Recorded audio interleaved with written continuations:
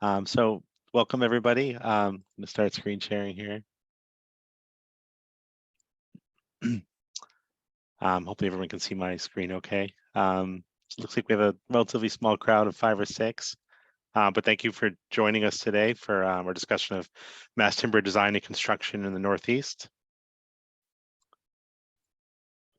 To start off by presenting ourselves, my name is Aaron Malone. I'm a principal at LeMessurier.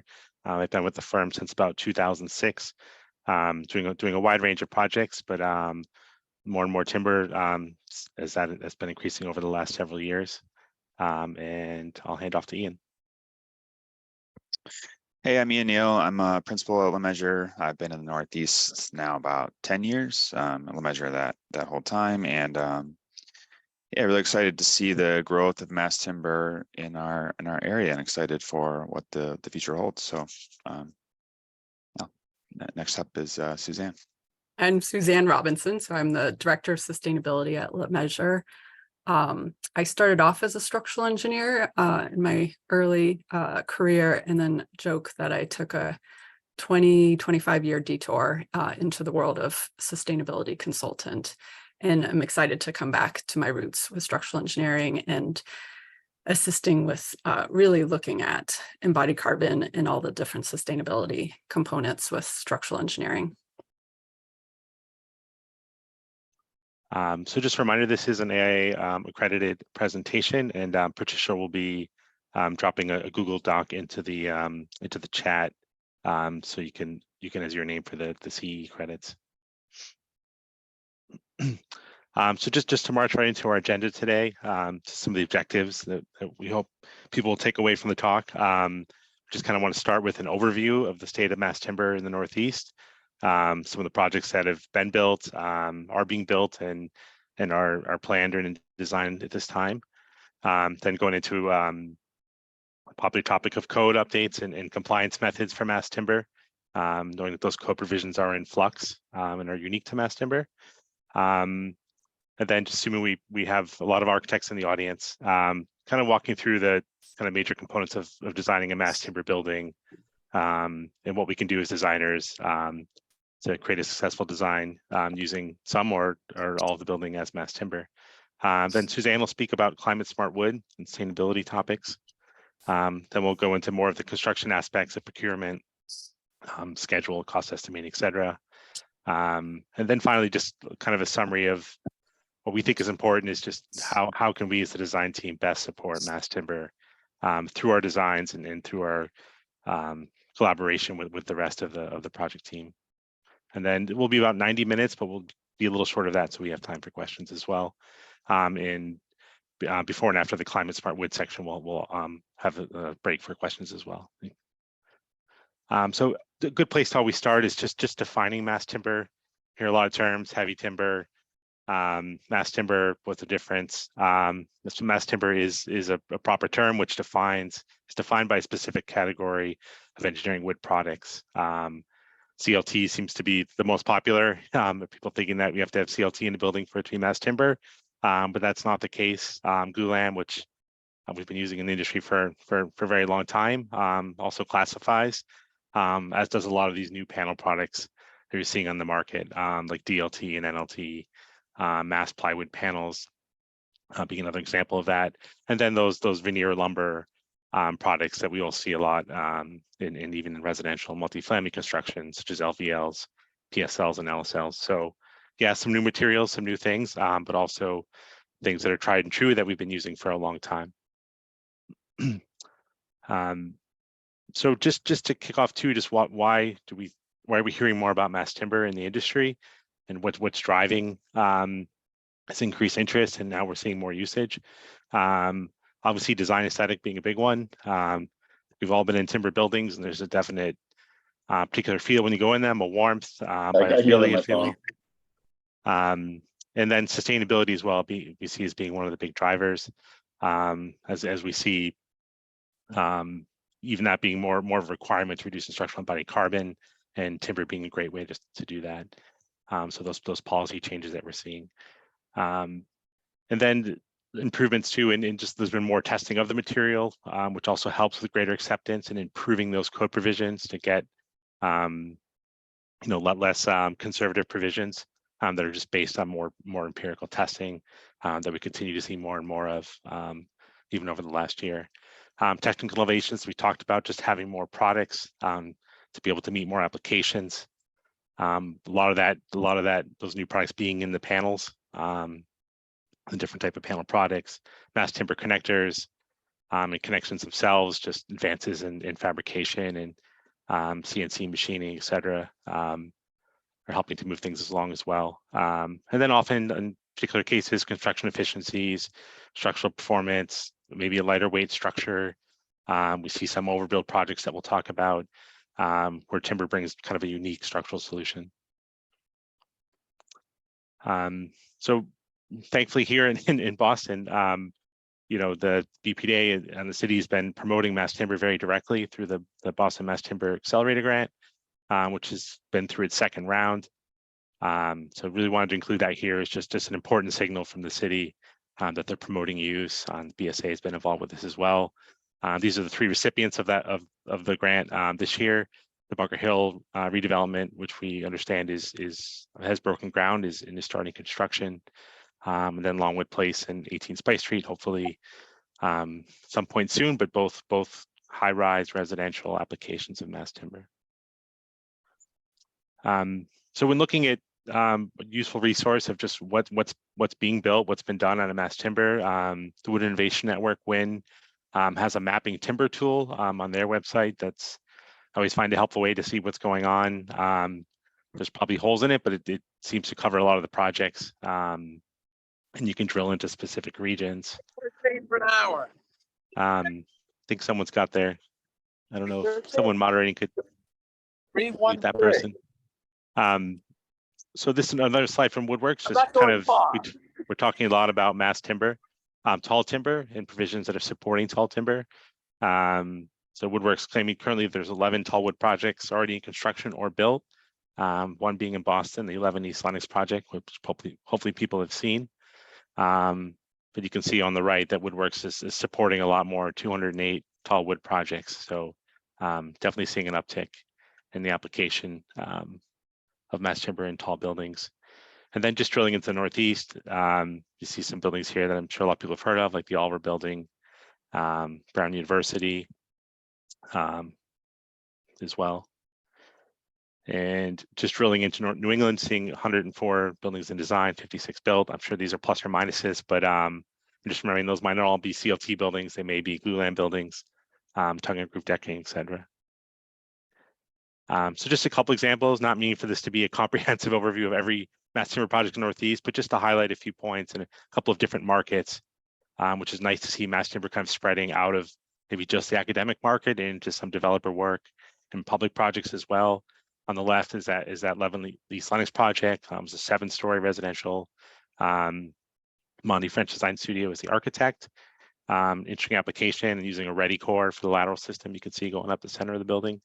And then on the right, the Gerald Lucy building done by Jones Architecture, which was an example of a publicly funded project that went through public procurement with a full CLT and glulam structural system. A couple interesting overbuilds. 69 East Street in South Boston by Margulis Peruzzi was 2 stories of mass timber structure over an existing 3-story building. And then Nordic has mentioned to us that they've got one coming up in New Hampshire, 310 Marble Street, which will be 3 stories of a mass timber overbuild. So very likely applications where the reduced weight of mass timber was a benefit. Then another interesting one is the use in podium construction, which I think a lot of people are talking about is a big market, potential market for mass timber.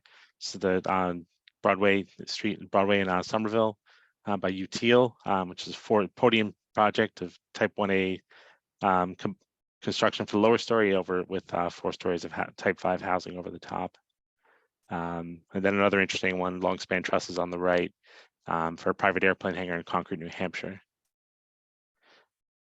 And then a lot of, maybe where we saw in Massachusetts, like with the Oliver Building at UMass, a lot of applications, again, not being comprehensive here, just a couple examples. We know of a number of them at colleges and universities throughout the Northeast, but a beautiful project currently being designed by Herzog & de Meuron at Amherst College for their new campus center. And then UMass also out in Amherst, UMass, the Computer Science Laboratories building. So Ian's going to speak here a little bit about one of the interesting advances that's come up is the use of New England species and testing of those products to be widely used.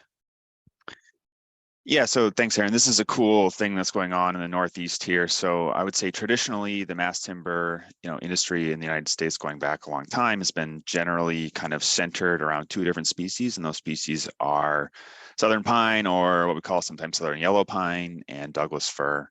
And then if you kind of include some of the Canadian suppliers, particularly Eastern Canadian suppliers, then you could include also spruce, or what we call SPF, which is kind of a general category for those three different species that get lumped together.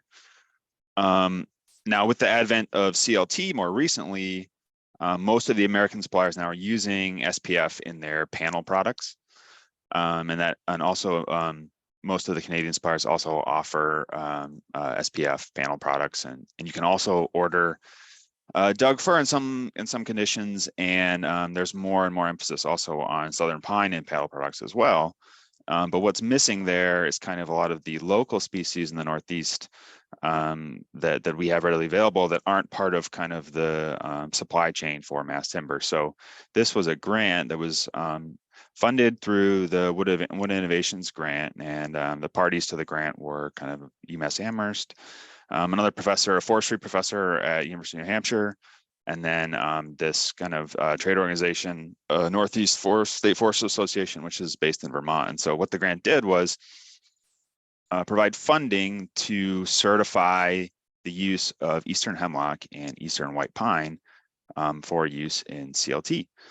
So they went through that. They got the PRG 320 testing, which kind of certifies the structural properties of the CLT panels. And then the second part of the grant was actually getting these products into 2 commercial projects.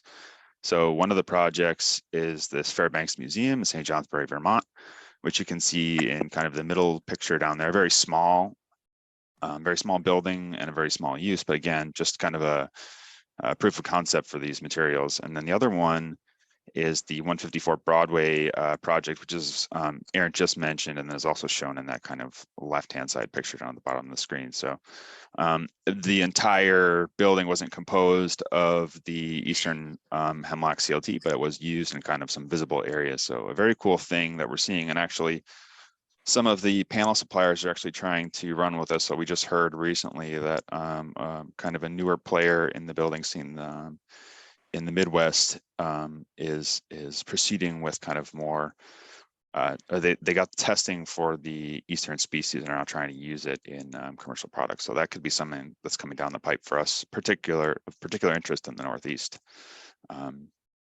So that's really cool. Next slide, please.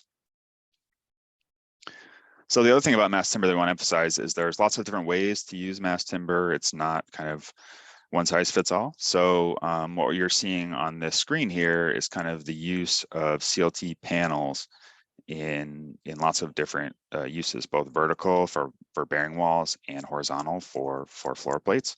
So this is like a small residence, but it's basically built entirely of CLT. So that's one way, purest way, if you will, of using CLT in architecture. Next slide, please. This is another one. So we talked about the different mass timber products, and a lot of times we think of mass timber as synonymous with CLT, but that's not really true to the case. I mean, so this is a one-story library project south of Boston, and we here was used glulam framing, so glulam beams and columns, and then the roof system is really traditional tongue and groove solid sawn wood decking. This system is actually particularly suited in the current state to public projects because the CLT kind of, we'll talk about this a bit later, but the CLT increases the lead time to site for mass timber. So if you can use glulam and you can use wood decking, actually that accelerates the time to site, and that fits much better with a lot of public bid projects. Next slide, please. And then here's just a construction photo from that other one where you can really see the the long span roof beams, and then the tongue and groove wood decking, which actually has a very similar appearance to CLT. And you can actually get different edge profiles on the wood decking such that you could have a completely smooth bottom surface and it would be almost indistinguishable from what you see for CLT. Of course, the CLT gives you better span properties and structural properties. Next slide, please. Here's a project at Brown University. Brown's kind of an early adopter of mass timber on their campus. And this is a steel timber hybrid building, which you'll see in the next slide, where we have steel columns and beams, and then CLT CLT panels for the floor members. So this is actually also kind of like a podium construction. So one level of traditional composite steel and concrete construction for, similar to a podium or a commercial podium building where you would have, some kind of retail or something on the first floor and then residential above. So it's very similar building to that. But here you can see a very cool system. The challenge with this one is fire rating. So it's not currently well suited architecturally anyway to a taller building where you're required to fireproof the steel unless you want to do, intumescent paint on everything. Next slide. This one here is a recently completed Wellesley College Science Center. So this is a good example of using mass timber kind of selectively. So it's a science building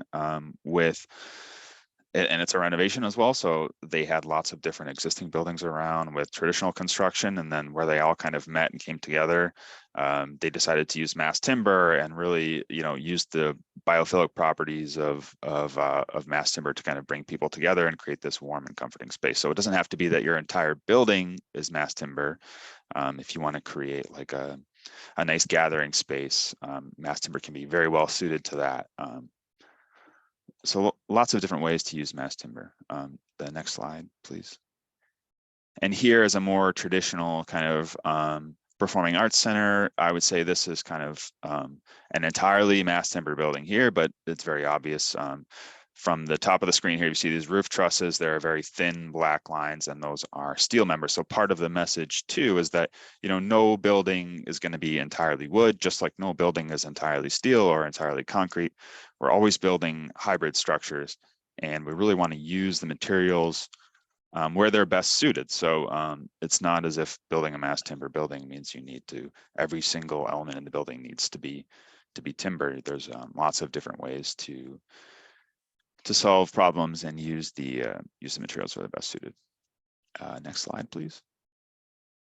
So this is reaching kind of beyond the Northeast. So kind of the hotbed of mass timber construction, I would say, is the Pacific Northwest. They have lots of material there. Lots of suppliers are located in the Northwest, and so they have lots of mass timber buildings.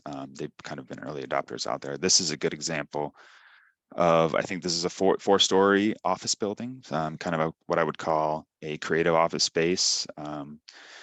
The owner in this case was very interested in how to build a new office building to get their employees back to the office. So mass timber had really great appeal for them in this case. So this is an interesting structural system here, and Aaron's going to get into this a little bit later, but with kind of more tightly spaced columns, but beams in only one direction. And that has a lot of advantages from MEP distribution, and there are also structural advantages to that as well. Yeah, next slide. So this is another building in the Pacific Northwest. This is the PA Living Building. This is a 5-story mass timber building. We don't have a picture here of the finished product, but if you were to see this building on the street, it would fit right in with kind of the old character of any kind of downtown of any large city across the country. A very handsome masonry facade. You wouldn't necessarily know that it's a mass timber building from the outside, but inside you have these really beautiful, comforting spaces. And the structure here again is kind of beams in one direction with CLT in the other direction. And we don't have a close-up of this, but if you look closely, you might see some kind of dark lines between the CLT panels. And that's actually an interesting detail where the CLT is kind of spread apart to create a cavity that then gets covered, where you can run, wiring and conduit and things like that to keep the ceiling clean, but also, have a way to do your electrical distribution.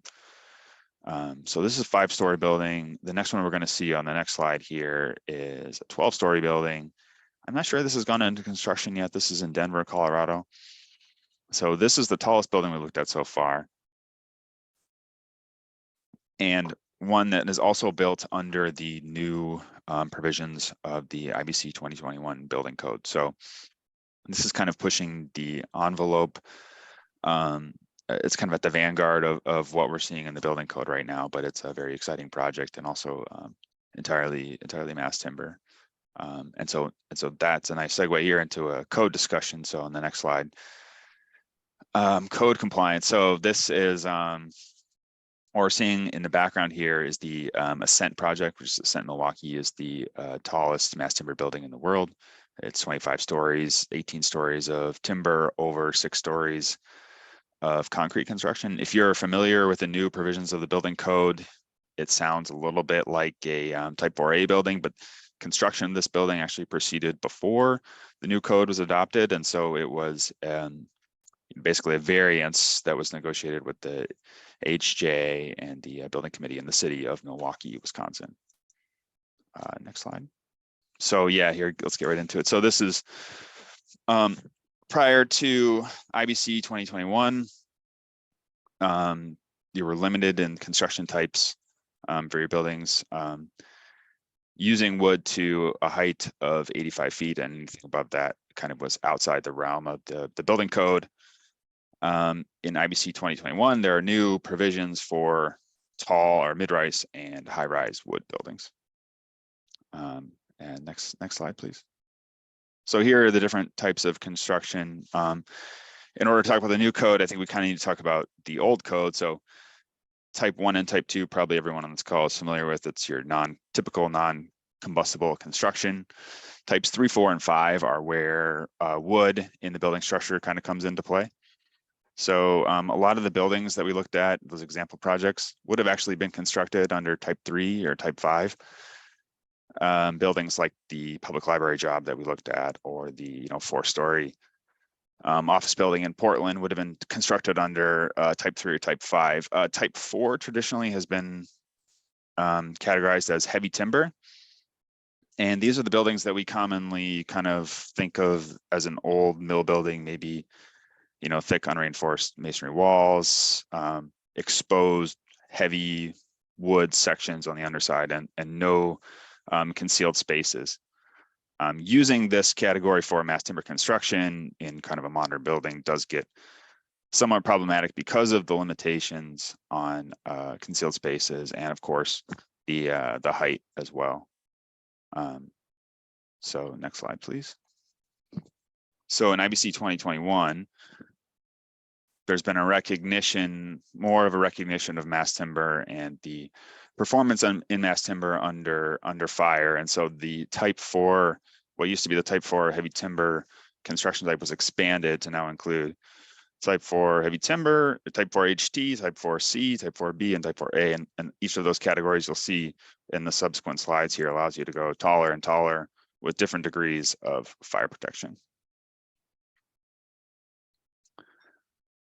So yeah, stepping back a little bit. So a lot of the code requirements for mass timber are based around the fire performance of mass timber. And so I think this concept is fairly familiar to people from the traditional heavy timber building type. So basically, when you have a large wood member, it's not the same as having like a stick-built building when you have small pieces of lumber.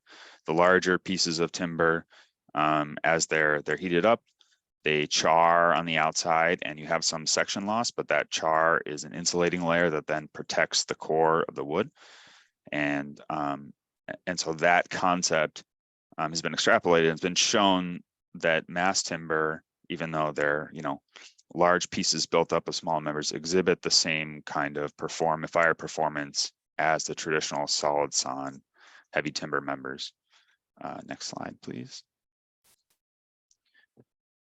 And so here, this is just an excerpt from the code here that shows the charring rates of different members. So that picture there is kind of showing what might happen to a CLT panel product as it's exposed to fire, and you start to see some charring on it. You get some section loss, but you can protect the structural properties of the remaining section to achieve that fire rating. So basically what this boils down to is, in some cases, if you need a 2-hour fire rating on a column, you don't need to provide supplemental fire protection. You can just size the column itself to be a little bit larger than it would otherwise need to be to provide that kind of sacrificial layer around the perimeter of the section to get the fire rating that you need.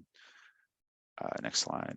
And so this is just a nice analysis here that we've done that shows for CLT products, we have 3-ply, which is the thinnest product, and then 5-ply and 7-ply.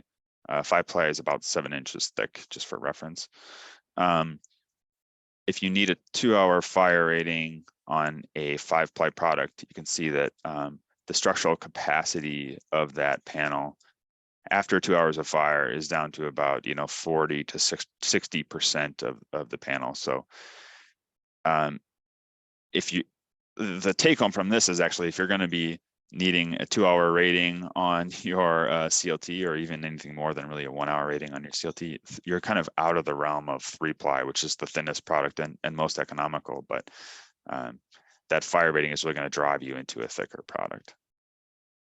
Next slide, please. Okay, so here's the culmination of all that, which resulted in the provisions of the 2021 IBC code. So on the right-hand side, you'll see type 4 HT. That's kind of preserving the old type 4 heavy timber category. And then you have these 3 new types of construction. So type 4C, type 4B, and type 4A. And we'll go into a little bit more depth into each of these over the next slides here. So type 4C, this allows you to go up to 85 feet and fully expose your mass timber structure, and with certain fire ratings required on your structural elements, so 2 hours in this case. And then you can have concealed spaces, but they need to be protected as well. Type 4B, which you'll see on the next slide, allows you to go up to 12 stories, maximum height of 180 feet. And you can partially expose mass timber. So what we're hearing actually a lot for mass timber is that the sweet spot for mass timber construction is somewhere in the type 4C to type 4B range right now, where you can have, where you can have some exposure of the mass timber structure, which everybody wants to see. It doesn't make a lot of sense to kind of build a mass timber building and then wrap it all up in gyp, which is what you would have to do partially in this case for type 4B. But in kind of modern buildings, there's enough opportunity to kind of protect the structure that a lot of people are saying this type 4B is kind of a sweet spot for mass timber construction. So and then type 4A allows you to go all the way up to 18 stories and 270 feet. This is kind of similar in the same parameters as the Ascent building, but different in some key ways. Type 4A, all the structure needs to be fully encapsulated with gypsum for fire protection.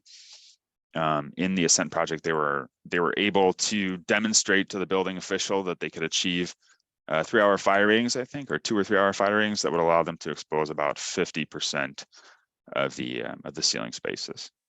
The other thing to note here is that the story height and the maximum height are kind of imposed independently. So if you have 18 stories of timber, you can put that over kind of a type 1 podium, but you still have to hit the 270-foot overall height, including the podium height. Next slide, please. So here's a nice graphic that shows kind of what the timber structure would look like for each of these new building types, and including the gypsum protection. So on the left-hand side, you'll see the type 4A.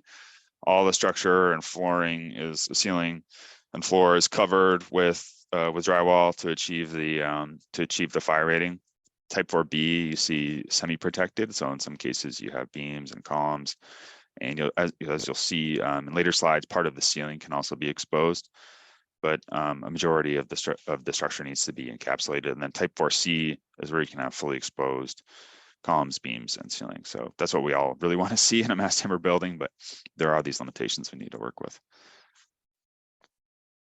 So here's kind of what shows what's in IBC 2021 for type 4B. So really limited area of the ceiling that can be exposed. 20% of the floor area, the ceiling above is based on the floor area below. 20% of that can be exposed, and then you can have certain exposure on the walls. And then, oh, yep, this is a duplicate here, but the bottom image here shows the minimum separation that's required between kind of exposed areas. So you're not allowed to group all the exposed areas together. You kind of have to spread them out so that so you don't get a combined effect. In 2024, which you'll see on the next slide, there are vast improvements to this category. So in IBC 2024, we see 100% exposure on the ceiling, and the minimum separation is only between different wall elements. So this is a big improvement that really makes that type 4B much more attractive. We were having a conversation with a representative from Woodworks recently, and we were talking about Massachusetts building code, and Massachusetts has been really slow to adopt IBC 2021 in the 10th edition. So we're still stuck in the 9th edition. He said that's not really an issue. He's seeing projects move forward as long as they're prescriptively applying the 2021 provisions. So at this point, like adoption of the new code in Massachusetts isn't really going to see a sea change. So at this point, it's really about, well, can we start applying these 2024 provisions in Massachusetts to start to use some of these much more attractive stipulations of the code for exposed mass timber. Yeah, and then that earlier project that he was speaking to in Denver, the return to form, the city of Denver, through some promotion from structural engineers there and architects, has done early adoption of the 2024 provisions for type 4B. So for that building, they'll be allowed to expose the ceilings fully. Yeah, on the next slide that plays well with the next slide here shows the adoption of the code provisions across the country here. So you can see in Colorado, it looks like there used to be a star in the city of Denver because they had gone ahead of the rest of the state to adopt some of the newer provisions. But it looks like now this is saying that they've actually gone ahead and adopted the 2024 mass timber provisions. But as Aaron said, yeah, they have some local players there who have been really forward thinking about that and working on the code and working on adoption.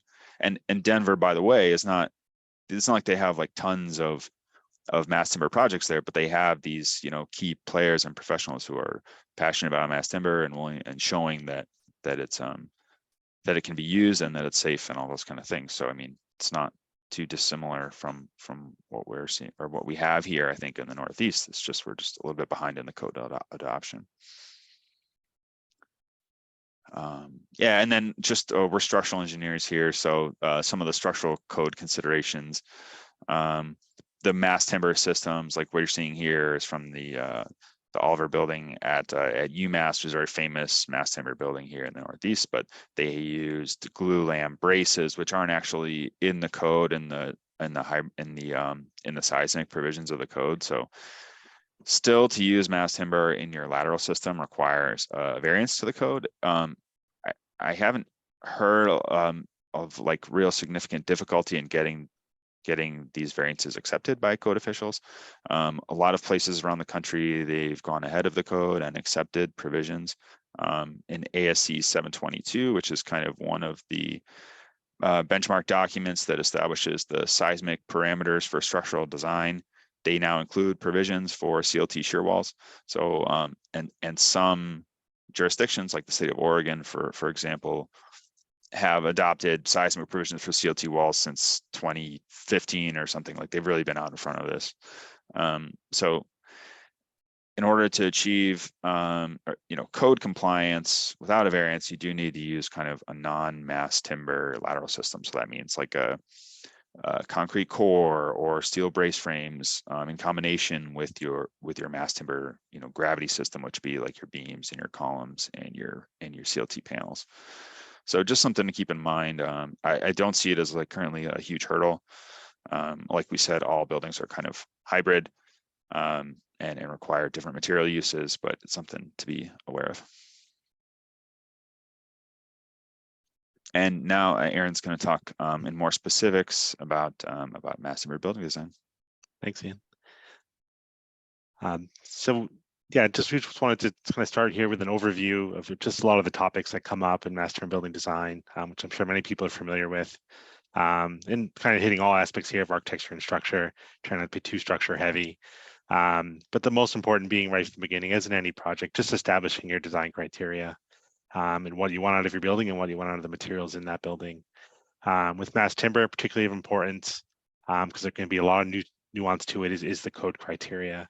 And really just kind of walking through those basic elements of where your building's sited, what are the governing codes and local amendments, for that site, who has jurisdiction over the site, and then going into your, once you have your massing, what the building size and occupancy is, and that driving your construction type, that determination of the construction type being very important in mass timber, because that's going to drive your fire rating requirements, which has a lot of impacts on the architectural and structural design.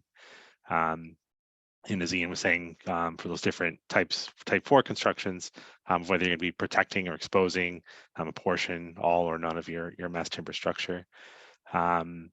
And some of the key ones that we see come up in projects are, obviously the visual requirements, assuming often mass timber is being used for its aesthetic qualities. Obviously, wood's a natural material. There's a lot of species, very different looks, different grades, visual grades as well, that can really have a limit or expand the number of options you have for suppliers. Whether you're looking at like a black spruce from Canada, or southern yellow pine from North America, or some of the western species like Doug fir. In some suppliers do provide multiple species or fabricate glulam and CLT panels of multiple species, where a lot of them are just limited to a single species. And acoustics being very important in mass timber, CLT floor panels, generally lighter material than concrete floors. So acoustics become very important for those STC ratings. It's something that has to be looked at very early in the project and can determine the depth of the floor buildup. And Woodworks has a very good is a good resource for that. They've cataloged a lot of tests that have been done, but by a lot of the companies that make these like sound deadening mats, etc., that are typically used in a mass timber building.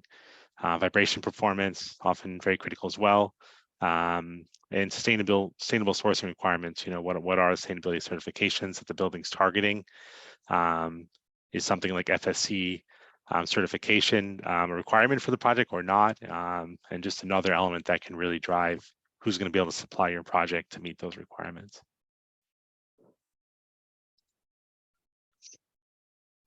So walking into kind of the structural aspect of it, this is an image of a building of an analysis model showing a building that has a lot of mass timber and a lot of hybrid, where the walls of the building, the exterior walls that are the backup for the facade, and the interior bearing walls are also serving as the lateral system, a glulam frame, CLT floors, and roofs. So a lot of mass timber, but also steel in trusses, in roofs, and skylights, in different portions of the building as well.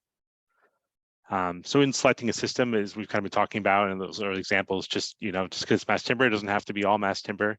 See a lot of versions of hybrid, like the Brown project with CLT floor on steel, steel framing. Also starting to see podium construction, trying to make use of CLT as a way to panelize the floors as opposed to stick-built construction, and burying those CLT floor and roof panels on light frame construction, whether that's stick-built timber or light gauge metal framing.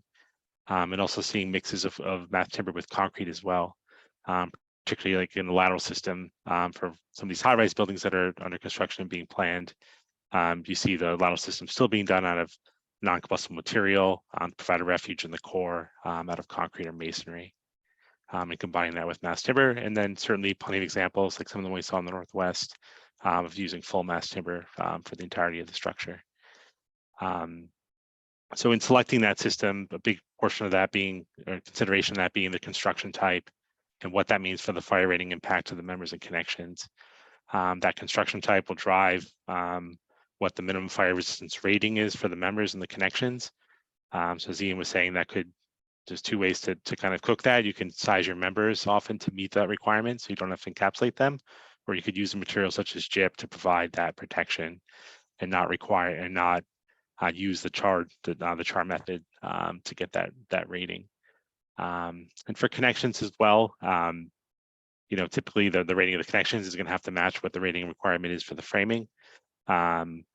And different ways that's dealt with in timber is either to conceal any steel portions of the connection within the timber and use that drawing of the timber to protect the connection, or a very costly method being to like intumescent paint any exposed steel, or plugging fasteners, etc. But whenever possible, trying to use bearing connections seems to be the way the industry is going for a couple of reasons. Bearing connections, you're just relying on the tried and true, just timber bearing on timber, with just screws to hold everything in place, but not requiring expensive, you know, machined steel elements to make those connections work. And base studies, obviously, very early on, schematic design, really trying to respect the capacity of mass timber, and doing everything you can, you know, with collaboration of the design team, with the architect, structural engineer, MEP engineers, to come up with very efficient bays that work well for standard mass timber, especially panel sizes for CLT. Trying to keep those spans modest. Just there's a lot of good information out there on rules of thumb, but for something very quick, just think of limiting spans of CLT to about 20 feet and glulam to about 30 feet. With the driver really being that you're trying to reduce, as it would be in steel or concrete, you're really trying to reduce the volume of material to reduce cost and make it an efficient system.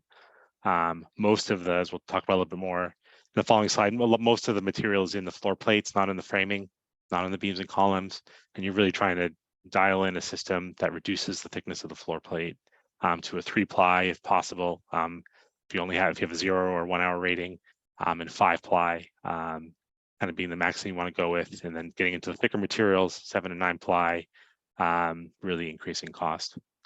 And then also just consistency of bays. With these CLT panels are often built to a standard length, and if your bay were to fall, you know, somewhat short of that, or not jive with that spacing, then there's going to be a lot of waste because you get a lot of shortcut sections that the timber fabricator has nothing to do with except to provide maybe sample panels. And typical dimensions there, again, every manufacturer, not every manufacturer, but often they're around 8 foot. Although that does vary, manufacturer, and typical kind of lengths being in the 40-foot range, and trying to make the use of panels spanning over more than one beam, so you get continuous spans. And isn't any building really trying to avoid column transfers is just a way of shortening the load path and increasing the efficiency of the structure. And then just wanted to add to exposed conditions. So a lot of buildings with timber going inside and outside. One of the libraries we showed had that. Just treading carefully. Obviously, it's a natural species. It's going to age differently in interior-exterior conditions. So be very careful about what species to use. We're using a naturally durable material such as cedar, and what are the owner's expectations for regular maintenance of that exposed timber. So a lot of good information out there now these days. Woodworks being a big part of that, of just really what can we do as designers that design an efficient timber system. On the right is just a kind of a good example of a type 3 versus type 4 construction, and how much volume of timber you have per square foot. The upper one being a type 3A. You can just see there 0.73 cubic feet of timber material per square foot, versus going to type 4 construction where you're down to 0.51 cubic feet. So just seeing the difference between fire rating requirements and how that's driving the amount of timber in the building. Another interesting paper that was published, I think this was work mostly done by KLNA engineers, also, and again in Denver, I believe with some other authors, but a lot going on, busy slide, but just a couple key takeaways of how the construction type and building height and fire requirements are driving the building cost, or the cost of the structure at least. And we can obviously see as we're going up in stories, as the building gets taller, you would expect the building's you're going to get more expense per square foot for the material. But also as we're walking from a type 3 construction, having the lowest fire rating requirements, the lowest cost, and then walking through left to right, increasing in building height from type 4 HT all the way up to type 4A, really seeing those costs increase. Graph on the right, kind of hard to read, but it's just kind of showing how little changes in your panel length and in your bay sizes can create big efficiencies or inefficiencies due to waste in the panel. If you had a 41-foot bay and a 40-foot panel, you've got a problem because your panel's falling 1 foot short of that typical bay. So just kind of keep those things in mind.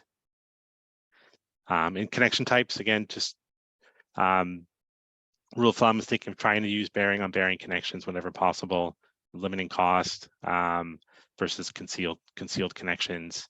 The table on the right is just showing those different classes of connections, of bearing, of internal connections, and then external like flange hangers and things that you kind of see typically. This is an example of just that, like kind of right early in concept design, even starting to really study what the structural system wants to be, and how mass timber might affect bay sizes, column spacing, and what the floor-to-floor heights for the building want to be.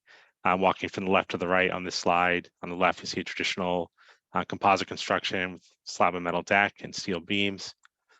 Second one being a girder slab system, getting more of that flat plate, very thin structure to help reduce floor-to-floor heights. A hybrid system in section C, and then different full mass timber framing schemes in D and E. This is an example of really trying to show the architect, what these decisions on the structural frame you're going to might have for impacts on the floor-to-floor height.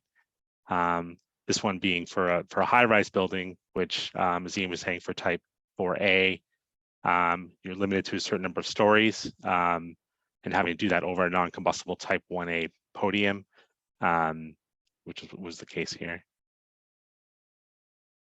So this slide is a project funded by the grant funded by the U.S. Forest Service, looking at using mass timber for 3 existing building designs in 3 different cities, for Atlanta, Denver, and Minneapolis.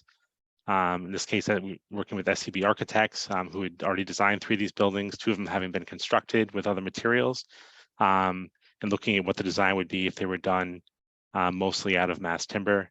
One on the left being Atlanta, it's a type 1A building, Denver in the middle being a type 4B, and Minneapolis being type 4C. So trying to really cover that broad range of applications of those new type 4 provisions in IBC 2021.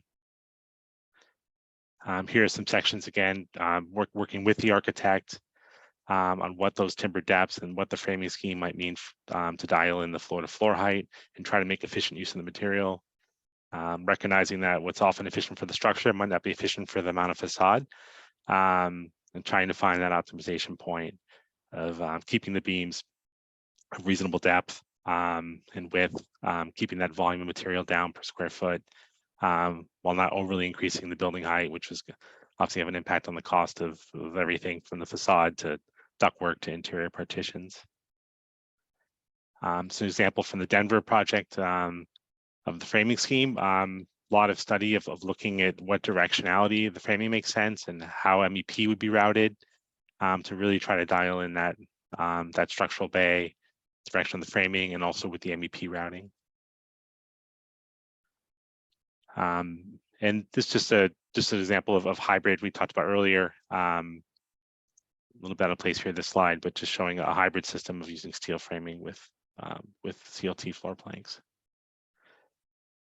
In this building here, it's one we've worked on, but it's a podium structure. But we're hearing a lot more now of projects like that Bunker Hill project that was a recipient of the Timber Accelerator grant of trying to use CLT, at least for the floors and roofs of podium construction, and just an area where we see that mass timber will see more use.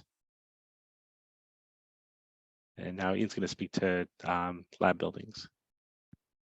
Hey, so we won't talk too long about this, but it feels like you can almost not talk about construction in the Northeast without talking about lab buildings and life science, just given the amount of construction going on in that sector, over the last number of years. So a lot of design considerations that go into construction of a lab building. I don't want to pretend too much like I'm an expert in all these different areas, but when it comes to structure, the one thing that's a particular interest for lab buildings it is floor vibrations for sensitive equipment. So a lot of questions surrounding, like, can we actually do can we achieve the vibration criteria that we need from a mass timber structure? And so this was one study that was done to kind of look at that. So if you go to the next slide here, you'll see this is just kind of a typical vibration heat map that you might see for a life science building that you're working on, showing kind of the areas of the floor plate where you have higher vibrations.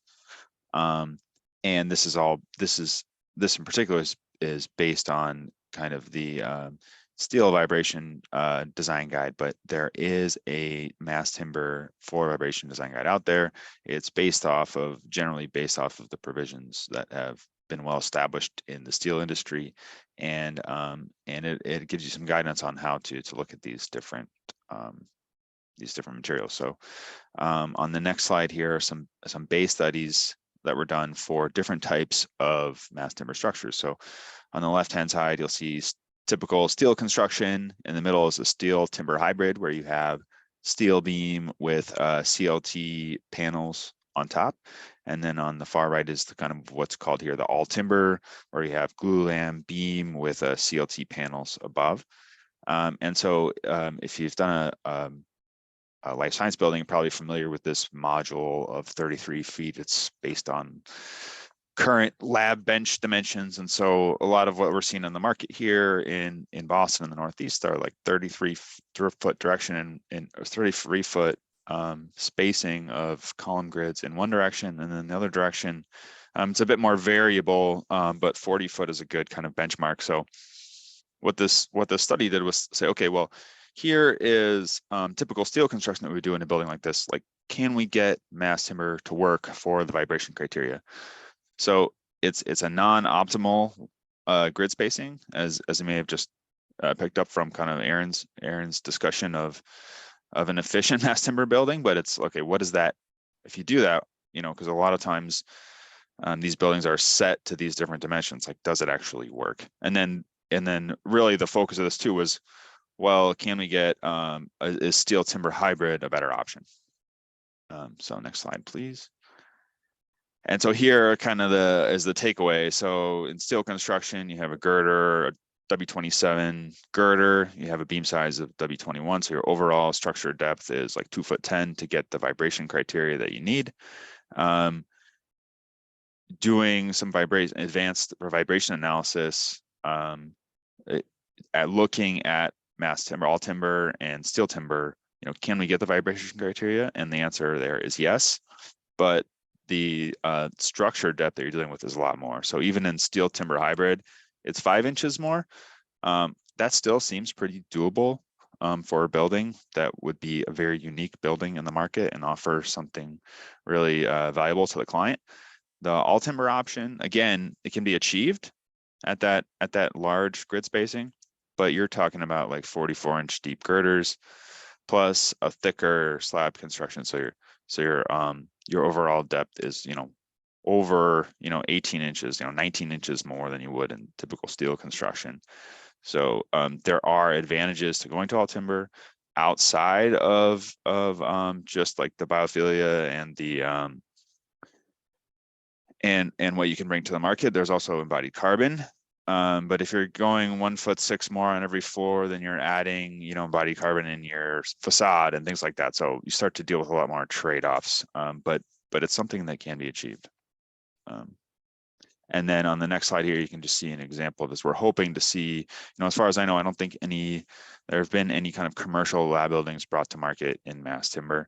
This is an example of one of them that was pretty close, that didn't make it over the line. Like probably a similar experience that a lot of people have had with mass timber, where you get pretty far along, you think there's a lot of energy behind it, and then eventually, you decide to go with, steel or concrete construction. But because of all the other limitations around lab buildings, there is definitely a sweet spot. It's not going to be like the 15-story life science building that you're seeing in the Seaport in Boston or in Longwood or wherever it is. That might not be the best because of control areas and chemical use and all that kind of stuff. But there could be a real sweet spot for this in kind of a smaller size building. And so now I think, are we going to break for quickly for questions here, and then Suzanne's going to go into discussion of climate smart wood. So I guess we'll open it. If anyone has any questions, please don't be shy.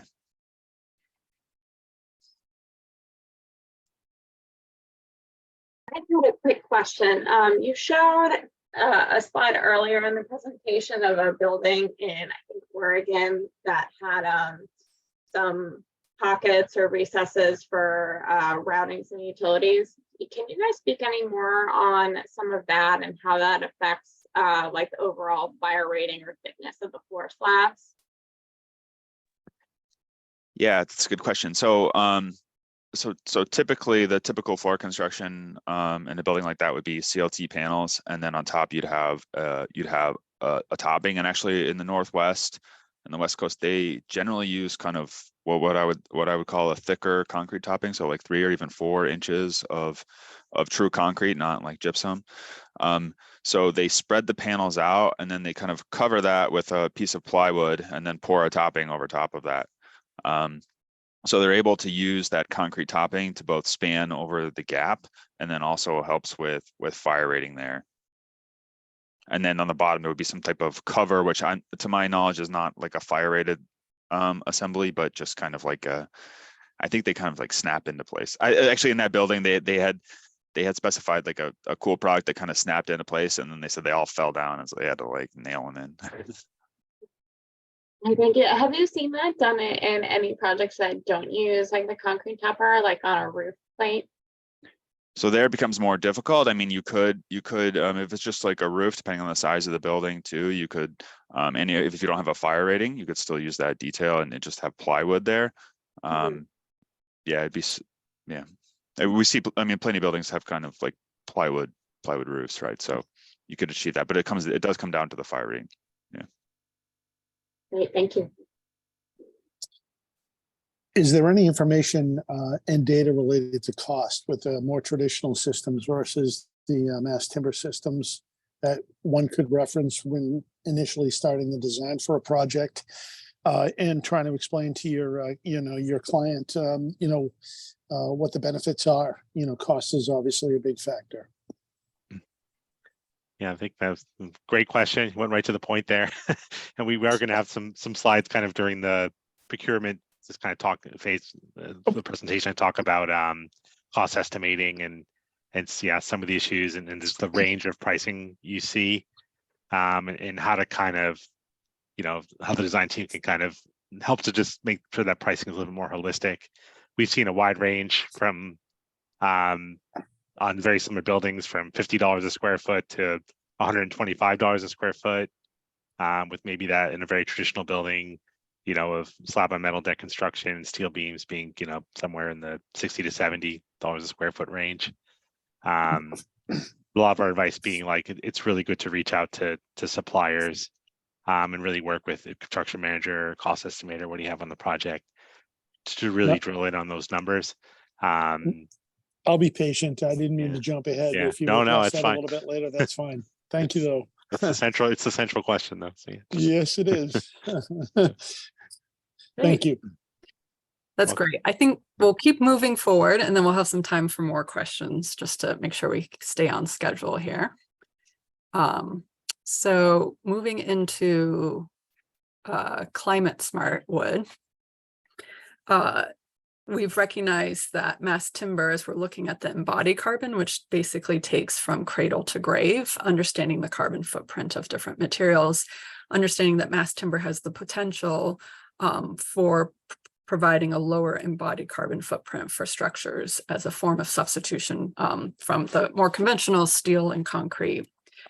And so as we're looking through at embodied carbon, one of the key principles to keep in mind is the time value of carbon. So the next 10 years are critical as we're trying to shift our projection with climate change.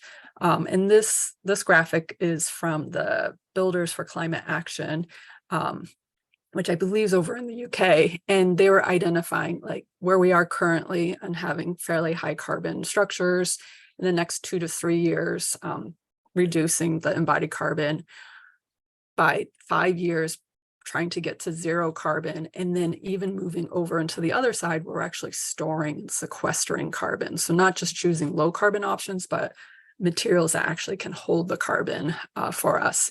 And so this is in alignment with professional organizations goals, such as for structural engineers, we have the SE 2050, which is very much trying to push us through on our projects. So when we look at embodied carbon, we've kind of gone through some of the different projects and stuff. And so a classic example, this was for a local library where we were looking at conventional steel framing with a composite metal deck. But then we were also looking at a hybrid, so still the steel beams and columns, but then having that CLT flooring and for the roof as well.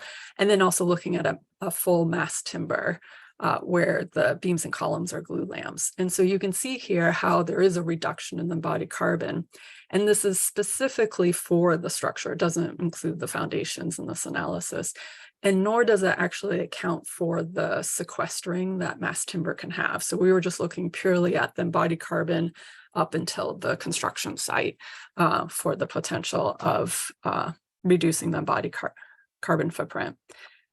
And so when we take those numbers and relate it to the total carbon of the building, so both the operational, the energy efficiency of the building, as well as the embodied carbon, we were looking at a project for this project where we were seeing about an 11% savings from using mass timber. Again, we were just looking at a 10-year period. Over the full life of a building, it will be a much smaller percentage, but that time value of carbon is critical in the next 10 years. So what's interesting is we're already starting to see mass timber come into our New England codes and policy. There's a bunch of policies that are in the pipeline and some ordinances that will be emerging onto the landscape in the this year and next year. But currently what we already have in place is with the new Massachusetts Stretch Energy Code, if you're going the prescriptive path, there is a section C406 where you have to meet some additional efficiency requirements. And within that section, you have to get a certain amount of credits. So if it's a new construction, you have to achieve 15 credits. And they list out all these different efficiency requirements, which are all mainly focused on energy performance being in the energy code. But it was very interesting to see. This is the first time we're starting to see the energy code that's focused on operational carbon being expanded to actually include embodied carbon. So in this instance, basically, if you have a type 4 mass timber structure, I believe more than 4 stories, you can actually use that as part of your path for compliance for code. Now, the key thing to understand is mass timber has the potential of reducing our embodied carbon impact on our buildings, but not all the time. So not all wood is equal. So it's really important to understand the kind of sustainable forestry practices that need to be in place. So this is a graphic that's coming out of Myth-Busting Mass Timber, which is a great resource. Lever Architects out on the West Coast and Atelier 10 had put it together and published it last year. And I will read this quote because I think it's important, is as sustainable design and mass timber construction increase in popularity, design teams have unprecedented power to improve forest health, biodiversity, carbon emissions, and reduce the impact of climate change. And in the graph, what we're seeing is the case that not all timber design is equal. And so in this situation, they're taking kind of the best case and the worst case. So in some cases, if you're getting timber design from a sustainable forestry managed forest and locally sourced, you have a huge sustainable impact. Whereas on the other end of the spectrum, you might not have timber coming from a sustainably managed forest and coming long distances too. So it's really understanding it's not a slam dunk with mass timber and embodied carbon, but there is understanding where things are coming from. So a lot has been emerging. So there's a lot of groups that have come into play over the last couple of years around this topic. We've got Climate Smart Forestry, the Climate Smart Wood Group that just formed in 2019, Sustainable Woods for Cities, Cities for Forests. These are all North American organizations that are really trying to make sure, as we're looking at mass timber as a really great viable alternative for structural material, that we're really doing it the right way. And so one of the key things to understand is mass timber has 3 levels of impact. So it can, I'll start in reverse order. So it can be a substitution from higher embodied carbon materials like steel and concrete. So you're reducing your embodied carbon. It has the potential to have storage. So you're actually sequestering the carbon into the material. So you're keeping it out of the atmosphere. This is dependent on how we're using the timber at end of life. If we're burning it at end of life, that negates everything. So we need to be looking at that. And then the first thing is sink. And this one I had not realized initially when I started getting in researching this material is our forests are actually endangered. And so we really need to make sure we're creating a viable use for our forests that don't get encroached and have alternative, they're competing with alternative incentives for that land use. So often what we're seeing is this massive suburban sprawl that's just knocking down our forests. So it's much better to have a sustainably managed forest that is being able to be a carbon sink than just allowing it to be bulldozed down. So if you can make it economically viable, you have a much better chance of keeping it in play.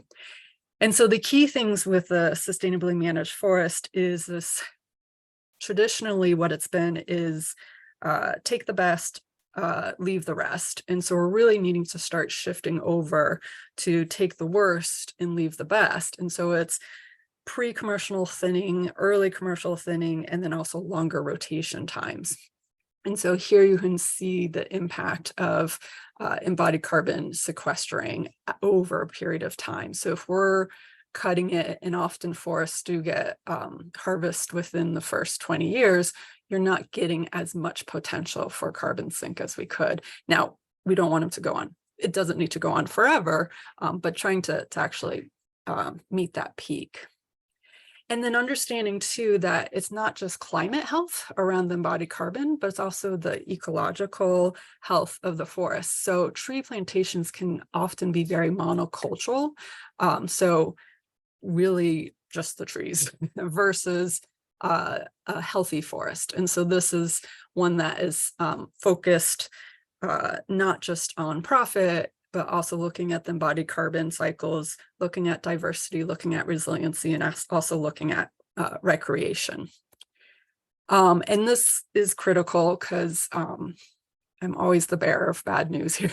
We are at a biodiversity cliff, basically, where we're seeing unprecedented levels of extinction that's starting to happen with just within insects, for instance. A lot of species are starting are on the verge of extinction. And so it's very important that we can create ecological habitat for them to survive and thrive in.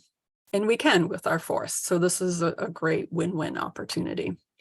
So one of the things that's very useful is the Climate Smart Wood Group is this organization that has put together, worked with more out of the forestry services, forestry management services arena. And they just issued this guideline that came out last year on procurement options of what to look for and what to really be doing to help support a sustainable, climate-friendly forest. And so the main things to focus on this is the blue. So if we can use salvaged timber, which we sometimes do up here in the Northeast, certified wood, and then the orange, which is wood from climate smart forestry operations. So we'll talk a little bit about that. So on the certifications, there's 2 main forest timber certifications. There's FSC, which I think a lot of folks are familiar with as its criteria that's been in LEED certification for decades. In this report from the Climate Smart Wood Procurement Guide, they do state that FSC is basically that gold standard that's looking not just at ecological health, but does look at that, not just climate health, but looks at that larger ecological and also social health. So looking at kind of ethically sourcing materials. The SFI, Sustainable Forestry Initiative, is a third-party certification that was put together by the forestry industry. And so it's not seen as being much more above just the regulatory floor that we have in North America. So it's looking at certification, but it's not necessarily needing timber that needs to be certified. I mean, that's the slam dunk, is getting FSC, but there's a lot of sustainably managed forest. And so that are not FSC certified. So the main thing is to look and ask for traceability and transparency. So it's the same exercise we've been doing with our healthier materials and really understanding, hey, what's in this product? Where is it coming from? And let's make sure we can track it all the way back for sourcing. So that's one of the things we're starting to have to do on projects, is just ask, hey, where is this lumber coming from? Let's try to source it back. Now, in our backyard here, one of the exciting things is New England Forestry Foundation, NEF, was awarded, I believe it was a 30 million grant to really help the local forestry forest owners and suppliers to shift their standard operations into this more exemplary forestry approach. And so it's paying them to actually wait a little bit longer until you're harvesting. And they're working both with large and small private forest landowners, First Nations, a lot of tribal lands have forest practices, and then the forest and loggers that are involved in that. And from their work and research that they've done, they see that if we do move towards a sustainable forestry practices in New England, we have the opportunity to actually hit 30% of the carbon reduction that we need to be hitting in New England, just by spreading this exemplary forestry practices across our region. And so they've published guidelines for, the different types of forestry have. So up north, we have more the Acadian forest that needs different management practices than what we have more in the central and southern kind of hardwood areas of New England. And so this legend is basically identifying where there can be carbon capture and storage throughout New England to help meet our embodied carbon, our total carbon reductions that we're going to need. Now, the other thing to just talk about briefly is, in addition to embodied carbon, is also just the health of the materials. And so one consideration, mass timber is basically lots of wood being glued together. And so understanding what that glue is and the toxicity with that. So one of the green building rating systems is Living Building Challenge, which has the material pedal. And they have within that the Declare, which basically goes through and looks at the chemicals. And so as you can see in this example, there's a glue lamp from Nordic where one of the chemicals is on the red list of materials. Now, this is something that is just where it is in the industry, but there's a lot of R&D that's going on right now with these manufacturers to really look at how can we find a glue that still has the same performance, but is not as toxic through that. And then the last topic before I turn this over is what I had mentioned before is reuse. And so I love this quote, all architecture is material in transit. So if we start thinking of our structures as having an end and how they can be designed for deconstruction, we then can reuse the materials. And it's amazing how much this is picking up West Coast and even here in our backyard, East Coast, of just more initiatives and policies around designing for deconstruction so that we're actually able to salvage materials and reuse them in structures. Okay, that was a rush for there, but I'll stop and see if there's any questions before we switch over.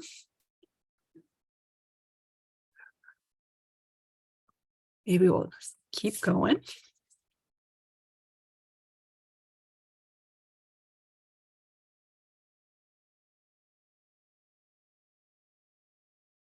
Right. I think maybe we'll Okay. just keep going. keep going. Yeah, Okay, that's good. sounds good. We get the momentum going. All right. Sorry, I neglected to advance. Suzanne, quick recap. So lastly, it's kind of last major subject here I want to talk about was just the construction aspects, procuring the materials, delivering them to the site and putting up the building. And a big aspect being of that kind of walking back into design, into what type of project delivery your particular project may have. There's just those kind of traditional buckets of CM at risk, design bid build for a public project, and then design build, and how some of those may impact the procurement method for the project. One thing that just seems to be true with mass timber, although there's a wide range, is just the amount of lead time from a bid award to when you can have material on site. You know, typical rules of thumb we hear 9 to 12 months for mass timber, being much longer than maybe a traditional glulam or a tongue and groove decking, which could be much shorter than that. But the projects really want to go mass timber really have to take that into account, and making sure the schedule can accommodate those lead times. And that the whole team, the construction manager, is cognizant of that, so you don't run into schedule issues. One common way we see out there being done is to use a design assist, so getting a mass timber subcontractor on board early, as you would often do for curtain wall or something, to start assisting the design, and getting a lot of that construction information into the construction documents and starting that coordination before construction documents are even issued. And even to like maybe early package or something to get that material used sooner, before the architectural design is fully complete. A big part of that being front loading the MEP coordination. So a common thing you hear with mass timber, you're really just trying to get those shaft openings, any penetrations through the floors and through the beams, worked out during the design phase and getting them into the construction documents, ideally, and coordinated into the shop drawings. So that work can be done in the shop. And when the material is delivered on site, there's less rework or cutting of material on site, which can be done in cross-laminated timber, but trying to avoid that, those changes during construction. So with mass timber design assist, I think that can encompass a lot of topics. The basic notion of bringing a design assist partner on, maybe on the construction side during the design phases. Sometimes that being even as early as schematic design or design development, just to help with scheduling for procurement and construction, and obviously cost estimating and value engineering. The sooner that design assist partner is involved, and if they're going to be the ones providing timber to the project, the project can really be tailored to their product sizes. It's going to help reduce redesign during the shop drawing phase, and just also help get that design, those base sizes, to fit better with the standard panel sizes. So that could be to, actually having the fabricator help you panelize the building and how they would want to lay out panels efficiently, what the connection detailing might want to be, how you're dealing with fighter rated connections, and even into some of those more unique aspects, such if you have trusses, hangers, etc. And coming to connections that everyone's going to be happy with. Structural engineer, they're buildable for the installer, and they're working aesthetically for the architect. Another very important one being specifications. Very good place to get things right, where there's not misunderstandings on what, on what's being asked for out of the product. That could be the structural grade of the materials, it could be the visual grades, sustainability certifications, all that kind of living in the spec. And then any requirements for mock-ups that need to be done, often involving the facade, with facades being supported off of mass timber. And then just logistics. We hear a lot of just logistics being improved with mass timber. But still a lot to think about there. Just is there sufficient laydown space? How does it impact the crane requirements? Hopefully, does it reduce them? And then coordination with other trades, if it's a union project, trying to limit the amount of that, the carpentry union and the steel union need to dance together. Always seems to be a good thing. And again, just at that point of trying to front load the MEP coordination as much as possible. So images on the right, just some images from a design assist process with Nordic Structures of really working out connection designs, examples from other projects during the design phase, so that those connection details are getting into the construction documents. The architect knows what to expect. If you have something like column corbels, like you see in the image on the left, that those MEP can be coordinated around them, so you're just not having those surprises and that last minute coordination during shop drawings. It's an image from a project of really that just kind of, brass tacks MEP coordination, really figuring out how you're routing things. An example where the best way to route things was actually to stack the framing. So you've got purlins running over the top of trusses, leaving gaps underneath the CLT floor to allow MEP and conduit lighting routing to not have to go penetrate through the beams, but to go between them. And really wanting to work that out to get an efficient design and one that's aesthetic as well, right from the beginning. These are just examples of you can, as you hear, you can't go through a wood beam, but you can go through a timber beam. Example on the left, being a case of that, I'm notching the top of the beam. Just needs to be done carefully. There's fire code implications. Anytime you're penetrating a beam, you're opening up more surface area to be exposed to fire. So need char rating calculations if it is rated construction. The beam needs to be sized to account for that opening. So they can just tend to be more limited than they would be in steel, where usually you can brute force about anything you want through a steel beam. It's not quite the case with timber. And images on the right is interesting from a project of just the ways you really see creatively, very thoughtfully laying out framing to get these kind of open corridors for MEP routing. This image on the right being a building with actually using a little bit of steel in the top picture, so allowing MEP routing down a corridor, and bottom picture looking transversely across the building, where you can see there's just a straight run with no framing interrupting an MEP zone across the full width of the building. It's another example of design assist, of really drilling into the connection design very, during design development, during construction documents, and getting those details informed by the supplier, by the people that are going to be building it and fabricating it, and getting that information into the construction documents. And logistics as well, just an example of trying to work out how to sequence a building that had a lot of steel in it and a lot of timber. And working with the construction manager and the subcontractor for the timber package to really work into the construction schedule and the sequence, how those materials are going to go in. Are they going to go in parallel? Are they going to go in sequence? And how that's driving the construction schedule. So now Ian's going to speak a little bit about the important topic of cost estimating. So we've just got a few minutes here left, so we won't take too long here, but we will talk about a little bit about cost. And so the answer is definitely not definitive, but here you can see on this chart here just kind of some of the market uncertainty that's happened, particularly since kind of the pandemic, which you can see the spikes in lumber prices, and many of the manufacturers are kind of subject. The mass timber manufacturers are subject to fluctuations in the lumber market, because that's where they buy their stock from. Others are more vertically integrated, where they actually own the forests. And so we have had examples in the past where projects have kind of locked in mass timber price like fairly early on through the design assist process, and then that price has kind of held through lots of cost fluctuations in all the other kind of aspects of the building. And so something interesting to think about. I mean, there's always a lot of hesitancy sometimes from owners about signing up things too early, spending money early, but in some cases it can actually pay off.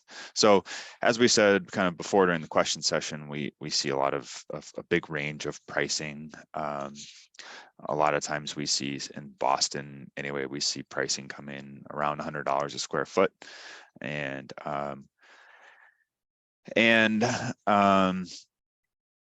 a lot of times it cannot be explained more than that's kind of just what the price is. I mean, we hear around the country prices much lower, closer to kind of $50 a square foot. Even when there are kind of really efficient layouts, we still see pricing up closer to kind of $100 or more per square foot. And I guess part of the message here is that you do have to work at it. So I mean, you can get these numbers often early on in the project, and you have to kind of put in a little more effort than you would otherwise on another project to kind of question it and do some homework and reach out to suppliers to try and get that number really fine-tuned, because it can make a big difference. The other thing, that we hear that's one of the major talking points from the wood industry is that, mass timber will accelerate the schedule. And that's great, and that might actually be true, but you need to recognize that schedule savings upfront in the project. Otherwise, you don't see it reflected in the price of the building, and it's hard to get that project kind of over the line to really go mass timber without recognizing those savings, because that is one of the key points. It's still a more expensive material, but there are trade-offs, right? So finishes, schedule, things like that, and also dialing in that unit price. I mean, you getting that right and doing your homework, reaching out to suppliers, making them your friends. That's the kind of thing that we find that you have to do in order to get these projects through. Unless there's a real mass timber champion on the project, which sometimes you come across at institutions and things like that. So next slide. And so supply chain, I won't talk too long about this, but we're mostly talk about different suppliers here. So there are a lot of different options out there too, and it's not a generic material, particularly when it comes to CLT. Panel sizes are different, thicknesses are different, properties are somewhat different. There are guidelines, so you can work within certain categories, but and you can do performance specification for these materials to open it up to different suppliers, but there are a lot of different parameters to deal with. Some of the suppliers are true manufacturers of the material, firms like Nordic and SmartLam and KLH that we list up here, and they supply the project. Others in that kind of second column, Timber Lab and South County, who's a local company, they purchase the material and then fabricate and install it, similar to what you would have kind of from like a steel fabricator in the steel industry. There's also a question of North America versus Europe. In the Northeast, it's interesting that in terms of economy, a lot of times you are looking at European suppliers. And actually just, in terms of embodied carbon as well, trucking from the Pacific Northwest, I think, is more costly in terms of carbon than, shipping it over on a bar or on a large ship from Europe. So, and it's just another thing to think about. But all these other things that come into play as well, panel optimization, I think we talked about that a little bit. There has been some consolidation in the market recently. Structurlam, who was kind of a well-known supplier, has been purchased by Mercer, who now has a large portion of the North American market, and will be supplying more and more. But they're also, as part of that, going to bring on more manufacturing capacity. So that will hopefully help bring costs down as well. And on the next slide, we just have some maps here that kind of show the different suppliers in North America. So what you're not seeing here are the European suppliers who are, off the map to the right here, but you see a large concentration in the Pacific Northwest. In Canada, you see, actually Nordic isn't shown on here, but they're a big supplier in our region. Element 5 is a relatively new supplier. And then there's a lot of kind of growing momentum in the Southeast. So you see in Arkansas there, and then some more I think Timber Lab is going to have a fabrication facility in South Carolina. In Alabama, there's a facility for SmartLam that does Southern Yellow Pine. And so there's a huge amount of lumber stock that gets harvested every year in the Southeast, and a lot of that goes right to lumber, but more of it is going to mass timber. So. And then one other note here is that the Binderholz, if you can read that, has a couple sawmill locations in the Southeast that they purchased recently. They're a European supplier of mass timber products, and it may come to pass that those actually turn into mass timber facilities as well, if we continue to see the trend and interest and growth of the mass timber market in North America. So lots of things to think about, and that's why it's important, if you can, reach out to your suppliers early and often to get more information. Next slide, please. And then this is just showing glue-lam suppliers, so difference between panel suppliers and CLT and glue-lam. Glue-lam being your beams and columns. There's some overlap here, but there are a lot more of glue-lam suppliers around North America. And then here's just some pictures from, so this is, I think there's a mix of pictures in here, but this is from a fabrication facility. This is a fabrication facility in the Pacific Northwest at Timber Lab, showing some cool column details, large mass timber sections. And we can just kind of click through these. Yeah, CNC equipment here to get all these very exacting cuts. On the bottom right, I'll point out that's like a very cool stair that's cut from a solid piece of mass plywood. And so mass plywood isn't something we've talked a lot about. It's kind of a new product and very few suppliers of it, but it's thinner plies to achieve very thick plywood sections. So that was probably like a 13-inch thick plywood piece, and they cut, a stair from that solid piece of plywood. So that's pretty cool. And then this, I think, is up from Canada here. So this is Nordic, who's fabricator, manufacturer and fabricator. So this is kind of fabrication level work that you see right here. On the next slide, here you can see, I think this is the layup of an actual glue-lam beam. So these are all the different plies that go into the sandwich that makes up, a glue-lam beam. So pretty cool picture here as well. And then Aaron's going to take us home. Take us home. Yeah, we just wanted to conclude. I think, as probably a lot of people on the call have experienced, of just the whole design team kind of being behind mass timber, and then facing some headwind along the way, where mass timber doesn't get over the line and end up being the final material. It just what we can really do as designers to promote the material and support it, and get it over the hump. I think the one thing, it's almost so obvious that it gets overlooked, but a great thing for design to do is to just sit down and really, however mass timber happens to come up, whether you have a champion in the owner, which is great, or if it's from the architecture side, but really clearly defining how using that material is going to contribute to the success and to the goals of the project. And another way of saying it is just to not let it be commodified. There's a lot that mass timber can do that steel and concrete can't do. And when you're facing headwinds of costs, which is an obvious reality, or someone just kind of naysaying the material or that's not educated about it, really demonstrating that, hey, this project has certain goals. That's why we've chosen mass timber, and this is how mass timber aligns with those goals. The very common ones being aesthetics, right? An exposed mass timber condition is never going to be replicated by steel or concrete. As Suzanne spoke to, a lot of the carbon sequestration and carbon sink abilities of timber not going to be matched by another material.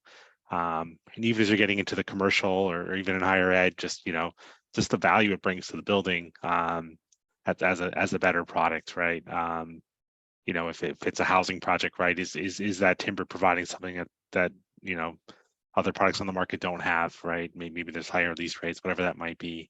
But really trying to eliminate just being thought of as another structural material, and then we could just sub in a concrete beam or a steel beam, are the things that the mass timber needs to be there to service. And when we've seen that in projects, that just seems to be where it's most successful, and convincing anyone that might need to be convinced.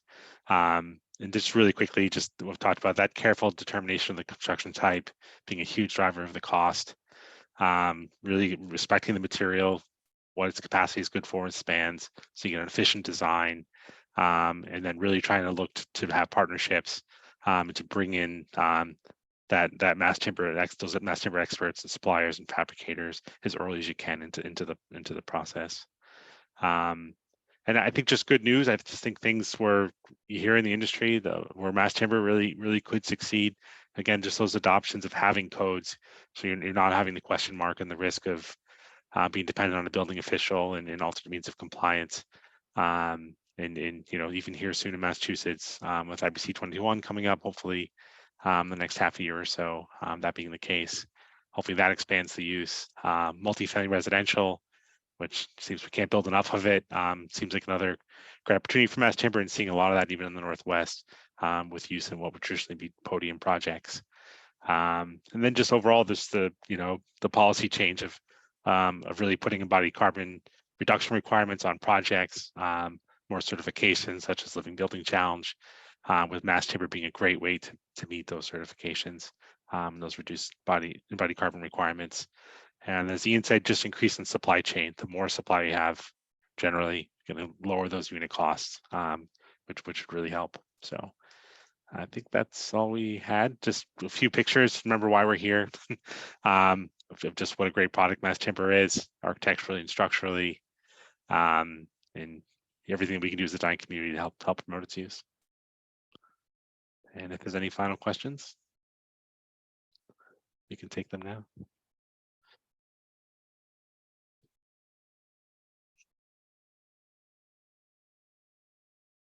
And if not, I think that concludes our talk. So, Patricia, I don't know if you, again, just a reminder that the Google Doc for the CE credits, continuing education credits, is in the chat if anybody needs that.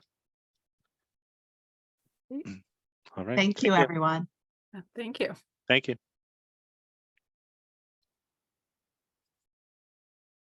Thanks all. Thank you. Cheers. Bye. Take care. I'm on my